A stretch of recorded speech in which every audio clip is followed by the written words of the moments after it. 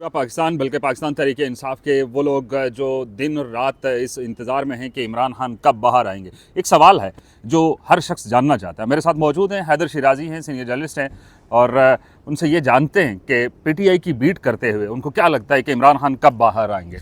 देखिए, ये सवाल हर शख्स जानना चाहता है इसका जवाब। अब उन पे 7 से ज़ायद केसेस थे। 2 केसेस तकरीबन 2 साल लग गए हैं उनको उसमें रहा होते हुए, बाकी 5 के करीब केसेस हैं। अब अगर इसी हिसाब से देखा जाए वो तो 7 साल में रहा होंगे, लेकिन इस दौरान मुज़ाकराती अमल जो शुरू हो रहा है ये मुस्बत नवीद है उनके लिए। अगर ये कामयाब होता है तो बानी पीटीआई जल्द रहा हो सकते हैं। और जल्द का मतलब ये नहीं कि 1 माह, क्योंकि आपको याद होगा 26 नवंबर एहतजाज से कबल एक कहा गया था कि बानी पीटीआई को कहा गया है, मैसेज पहुंचाया गया है कि आपको बनी गाला या इधर उधर ले जाया जाएगा या 15 से 20 दिन में रहा किया जाएगा। ये सारे ऑप्शंस और बातचीत तय हो रही थी, लेकिन बुशरा बीबी आगे बढ़ी तो ना हो सका। तो ये यहाँ हमें लग रहा है कि इत्तफाक नहीं है। बुशरा बीबी नहीं चाह रही। बुशरा बीबी चाहती या नहीं, उनकी ज़ाती ख्वाहिश को तो मैं नहीं कुछ कह सकता, लेकिन बुशरा बीबी के 2 ऐसे फ़ैसले जो पब्लिकली उन्होंने स्टेटमेंट्स दी और यहाँ आने का फ़ैसला किया, उससे पीटीआई के मुज़ाकराती अमल को दचका लगा। पहला आपको याद होगा जब सऊदी अरब से मुतल्लिक उन्होंने कहा था कि एक वो भी इन्वॉल्व है यहाँ जो सब कुछ होता रहा। जिस वक्त बानी पीटीआई नंगे पाँव सऊदी सरजमीन पर उतरे, उसके बाद से साजिशें शुरू हो गई, उसकी वजह से मुज़ाकराती अमल पीछे चला गया। दूसरा, जिस वक्त वो इस्लामाबाद मार्च के लिए आई थी तो यहाँ संगजानी के करीब पीटीआई के चंद रहनुमाओं ने तय किया था रुक जाएंगे, लेकिन वो आगे बढ़ती चली गई और यहाँ तक कि यहाँ से उन्हें जल्द ही वापस जाना पड़ा और अली अमीन गंडापुर किसी तरह उन्हें यहाँ से बच कर निकालने में कामयाब हो गए। अगर हुकूमत की जानिब से वो गिरफ़्तार ना होती तो यकीनन उनके अपने वर्कर्स उन पर तशद्दुद कर सकते थे। इवन ये भी बात आ रही थी कि कहीं अली अमीन गंडापुर को उनके वर्कर्स ही ना मार दें। गाड़ी के ऊपर चढ़ रहे थे, उनके टायर में से हवा निकाल दी गई, ये सब कुछ हुआ। लेकिन यहाँ पे एक सवाल पैदा होता है कि बुशरा बीबी का सियासत के अंदर डेफिनेटली किरदार अब सबके सामने आ चुका है। तो क्या पीटीआई जो है वो बुशरा बीबी के अहकामात को मानेगी, पार्टी लीडरशिप के अहकामात को मानेगी? मुज़ाकराती की टीम है, सीईसी है, दिगर जो उनके फोरम है। देखिए, पीटीआई के अंदर इस वक्त 4 ग्रुप हमें नज़र आते हैं। एक अलीमा खान के करीब समझा जाने वाले शख्सियात, ये किसी तरह से हम ग्रुप ना भी कहें, लेकिन उनके करीब जब जाएंगे तो एक तरह से हम ख्याल लोग कहलाएंगे, तो एक ग्रुप ये समझ लें। दूसरी तरफ बुशरा बीबी हैं जो एक्टिवली इन्वॉल्व हैं, मशाल यूसुफजई हो गई, इसके अलावा मुल्क से बाहर बैठे हुए चंद अफराद उनके करीब हैं। तीसरी तरफ अली अमीन गंडापुर भी जो बुशरा बीबी से इख्तलाफ करते हुए थोड़े दूर हुए, वो भी ख्वाहिशमंद थे कि मुखालिफ ग्रुप आतिफ खान और जुनैद अकबर को भी साथ मिलाएं, लेकिन अब उनके लिए भी मुश्किल हो रही है कि वो मुराद सईद से दूर हो गए। दूसरी तरफ उनके लिए अपना कौन सा ग्रुप है कि शरफसल मरवत उनको की हमायत कर रहे हैं। इसके अलावा सलमान अकरम राजा किसी न किसी तरह से हमें बुशरा अलीमा खान के ग्रुप में नज़र आते हैं, इसीलिए बुशरा बीबी के हवाले से उनका मौक़िफ़ दो टोक है कि सियासत में नहीं आना चाहिए। और गुज़श्ता हफ्ते आपने देखा ऑन रिकॉर्ड बैरिस्टर गौहर ने अलीमा खान के मौक़िफ़ की तरदीद की और उनकी स्टेटमेंट को गलत कहा। जब उन्होंने इस स्टेटमेंट के हवाले से अलीमा खान ने कहा कि अली अमीन गंडापुर इमरान खान को हाउस अरेस्ट की ऑफ़र लेकर आए, ये अलीमा खान ने कहा, लेकिन बैरिस्टर गौहर ने वाज़े तौर पर तरदीद कर दी कि ये सही नहीं है।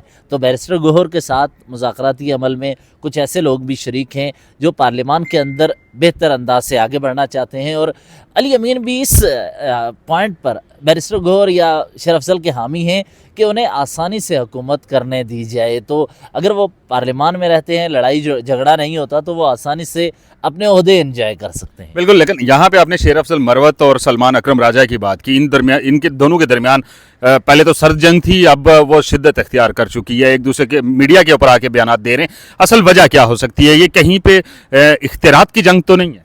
देखिए, आपने ये जो मीडिया पर आकर बयानात का जिक्र किया, ये सबसे अहम इसलिए है क्योंकि आपको याद होगा पब्लिक स्टेटमेंट जब आ जाती है पार्टी में तो पार्टी पीटीआई के अक्सर रहनुमा ये कहते हैं कि अब पार्टी एक्शन लेगी। शोकाज नोटिस जो जारी किया था उस पर भी शरफसल को पहला ये था कि आपने पब्लिक में जाके क्रिटिसाइज़ क्यों किया। اس مرتبہ بھی شیر افضل مروت پبلک میں آئے ہیں اور شیر افضل مروت نے اس لیے پبلک میں آ کے سلمان اکرم راجہ کو کرٹیسائز کیا کہ اس کی وجہ یہی ہے کہ سلمان اکرم راجہ نے پہلے ان پر تنقید کی. اب ایک اور چیز آپ کو میں بتاؤں, ہو یہ رہا ہے کہ سلمان اکرم راجہ نے تو کرٹیسائز کیا اس دوران, لیکن شیر افضل نے جواب دے دیا. اب کہانی کیا ہے, شیر افضل نے ایک موقف اپنایا کہ سلمان اکرم راجہ پی ٹی آئی کے سیکرٹری جنرل آفیشیل نہیں ہیں.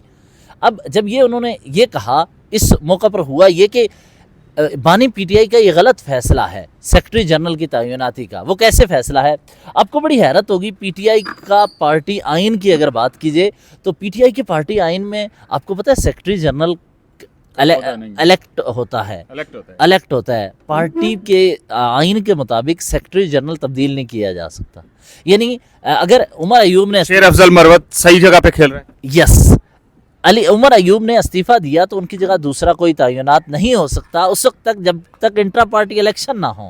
اور دوسرا یہ تو متنازع پہلے سے ہو چکا ہے. یس, اور دوسرا یہ کہ عمران خان اب طے کرنا ہوگا کہ بیرسٹر گور کہتے ہیں کہ عمران خان ہمارا انتخابی نشان ہے, عمران خان ہی ہماری جماعت ہے. دوسری طرف وہ کہتے ہیں کہ عمران خان ہی ہمارا آئین ہے اور عمران خان کا فیصلہ ہی سب کچھ ہے. کہانی یہ ہے کہ عمران خان بھی پھر بائی بک آئین کے مطابق نہیں چل رہے, اسی وجہ سے بلے کا نشان گیا. اور آج سیکرٹری جنرل کا عہدہ بھی, سیکرٹری جنرل تعینات نہیں ہوتا, وہ پینل کی بنیاد پر الیکشن لڑتے ہیں. پینل کی بنیاد پر الیکشن لڑ کر وہ سیکرٹری جنرل اپنے پینل کے ساتھ آتا ہے. انہوں نے تبدیل کروا دیا جس کی وجہ سے پارٹی کو نقصان ہو رہا ہے. اس نقطے پر شیر افضل درست ہے, لیکن عمران خان کو بھی پارٹی آئین کے مطابق فیصلے کرنے چاہیے. جو جماعت اپنے پارٹی کے آئین کے مطابق فیصلے نہیں کر سکتی وہ جمہوریت کا راگ کیسے پاکستان کو کیسے آئین کے مطابق چلائے گی. یہ تو انڈیویجول کیپیسٹی میں عمران خان کے فیصلے کا مطلب یہ ہے کہ وہ آئین کے اپنی پارٹی آئین کے برخلاف فیصلے دے رہے ہیں, جس کا نتیجہ یہ ہے کہ آج ان کا نامزد کیا گیا سیکرٹری جنرل بھی بےمانی نظر آ رہا ہے. اچھا, اسی دوران یہ ساری کشمکش تو ایک طرف رکھتے ہیں, لیکن عمران خان کیونکہ جو مین مدعا ہے عمران خان ہے, ان کی ایک آڈیو لیک ہوتی ہے عاصم منیر کے بارے میں. کیا کہا حقیقت کیا ہے وہ؟ دیکھیے, ہوا یہ کہ یہ آڈیو گزشتہ ماہ کی ہے اور بنی گالا میں ہماری ان کے ساتھ گفتگو ہو رہی تھی. اس وقت مجھے یاد پڑتا ہے کہ جی جب ابھی یہ گرفتار نہیں ہوئے تھے, ہوا یہ کہ بانی P T I Asim Munir کی تعیناتی کے معاملات پہ آپ نے دیکھا کہ صدر مملکت کو بلاتے ہیں زمان پارک اور کہتے ہیں کہ مجھ سے مشورہ کرو اور اس کے بعد ہی آرمی چیف کی تعیناتی پہ دستخط کریں گے. وہ معاملہ ہوتا ہے, اس کے بعد وہ یہاں کچہری میں یہاں کیسز میں آتے ہیں تو مجھے میسج آتا ہے کہ بانی پی ٹی آئی کو بانی یاد کر رہے ہیں. وہ میں یہاں سے بنی گالا گیا, وہاں پر میری ملاقاتیں ہوئیں اور بانی پی ٹی آئی سے انہوں نے 3 نام لیے تھے اس وقت. پہلا نام لیا تھا اس وقت کے چیف جسٹس عمر عطا بندیال کا, دوسرا نام انہوں نے لیا تھا جنرل فیض حمید کا, تیسرا آصف غفور جو حال ہی میں ریٹائر ہوئے ہیں. اب اس آڈیو کا کیا ہے, اسی گفتگو کے دوران یہ بات 3 نام انہوں نے لیے تھے, لیکن مذاکراتی عمل کے دوران یہ آڈیو سامنے آئی ہے. اس میں بانی پی ٹی آئی اور میرے درمیان ایک مکالمہ ہوا تھا. ہوا یہ کہ عمران خان کو میں نے کہا کہ ملک کی معیشت اور مساق معیشت کے لیے نواز شریف اور شہباز شریف نے آفر کیا ہے, آپ کیوں نہیں اب اس طرف بڑھ رہے. انہوں نے بولا کہ نہیں, ان کے ساتھ بات چیت نہیں ہو سکتی. پھر میں نے بولا کہ یار جنرل باجوہ اور عاصم منیر ہمیں ایک ایونٹ میں اکٹھے بیٹھے نظر آئے تو سیاستدان کیوں نہیں نظر آتے آپ اکٹھے. انہوں نے بولا نہیں, ان کے ساتھ میں نہیں بیٹھ سکتا. لیکن پھر میں نے انہیں کہا کہ مساق معیشت کے لیے سیاسی جماعتیں اکٹھی ہوئی ہیں. زرداری صاحب سے میں نے پارلیمنٹ کی راہداری میں بات کی, انہوں نے بولا کہ حتمی مذاکرات کا فیصلہ نواز شریف کریں گے تو آپ کیوں آگے نہیں بڑھ رہے. اس پر انہوں نے کہا کہ میں اسٹیبلشمنٹ اور عاصم منیر ان کے ساتھ ہی جا کر بات کروں گا کیونکہ وہی اصل طاقتور ہیں. تو یہ آڈیو تھی, آڈیو کا بیک گراؤنڈ وہ تھا 1 سال بعد لیک ہونا اور مذاکرات کے وقت. اچھا, اس پہ نا میری عرفان صدیقی سے بات ہوئی, اس کے علاوہ پی ٹی آئی کے سینئر شبلی فراز سے اور دیگر رہنماؤں سے بات ہوئی. سمجھ یہ آ رہی ہے کہ حکومت سمجھتی ہے کہ یہ ملٹری اسٹیبلشمنٹ کے ساتھ یہ مذاکرات کرنا چاہتے ہیں, ہمارے ساتھ کرنا نہیں چاہتے, تو لہٰذا ان کے ساتھ بات چیت کی اہمیت ہی نہیں. بالکل ایسا ہی ہے, اور بات چیت کا عمل ڈیفینیٹلی جاری ہے. لیکن اس بات چیت کے دوران ہمارے تک کچھ اطلاعات یہ بھی پہنچ رہی ہیں, اسحاق ڈار اور عمران خان کا بھی رابطہ ہوا, اس میں کہیں یہ بھی کہا جا رہا ہے کہ شاہ محمود کا کردار بھی ہے. کیا خبر ہے یہ؟ دیکھیے, ہوا یہ کہ گزشتہ ہفتے اسلام آباد میں ایک نشست ہوتی ہے جس میں اس کا ذکر ہوا کہ ایک موقع آیا کہ عمران خان اور نواز شریف ایک دوسرے کے لیے پیغام بھیجوانے لگے. اس کا بیک گراؤنڈ بتا دیتا ہوں تاکہ ویورز کو سمجھ آ جائے کہ اسحاق ڈار کیوں پی ٹی آئی کے ساتھ رابطہ کرتے ہیں. اسلام پارلیمنٹ ہاؤس میں پی ٹی آئی کی اور اپوزیشن کے مذاکرات ہو رہے تھے، اور فواد چودھری اور شاہ محمود قریشی اور علی ظفر مذاکراتی عمل میں شامل تھے۔ اس وقت عمران خان ہوا یہ کہ پارلیمنٹ کی راہداریوں میں مجھے سنون لیگ کے ایک سینئر رہنما نے کہا کہ مذاکراتی عمل سبوتاج ہو رہا ہے۔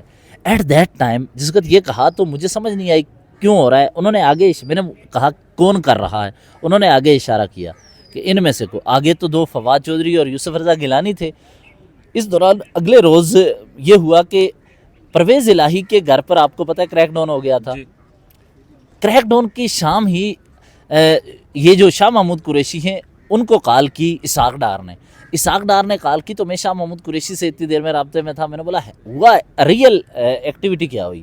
اس وقت اسحاق ڈار نے کیا کیا کہ شاہ محمود قریشی کو کال کی اور کہا کہ یہ پنجاب حکومت، جو کہ اس وقت محسن نقوی تھے، انہوں نے کیا ہوگا کریک ڈاؤن، ہم نے نہیں کیا، اور میں وزیر اعظم کو رپورٹ دوں گا، شہباز شریف کو، آپ مذاکراتی عمل جاری رکھیں۔